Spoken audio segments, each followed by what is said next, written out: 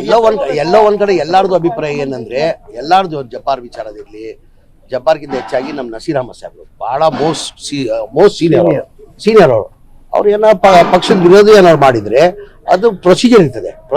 Satish Jarkiholi ಏನಿರೋದು procedure ಪ್ರಕಾರ ಮಾಡಬೇಕಾಗಿತ್ತು, notice ಕೊಡ್ಬೇಕಾಗಿತ್ತು, ರಿಪ್ಲೈ ತಗೊಳ್ಬೇಕಾಗಿತ್ತು, ರಿಪ್ಲೈ ಆದ್ಮೇಲೆ ಮಾಡ್ಬೇಕಾಗಿತ್ತು ಅಂತ ಹಂಗೇನಿರೋದು. ಎಲ್ಲರಿಗೂ ಅದೇ ಇರೋದು. ಈಗ Naseer Ahmed almost most senior ಅವರು.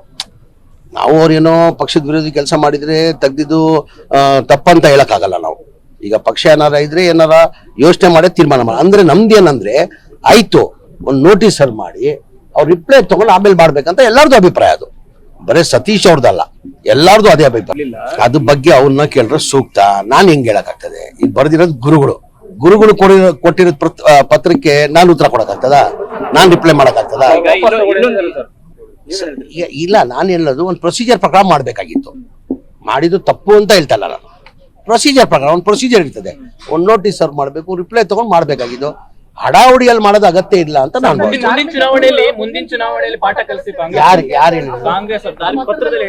ಈಗ ಅವ್ರನ್ನ ಕೇಳ್ಬೇಕು ತಾನೆ. ಅದು ಈಗ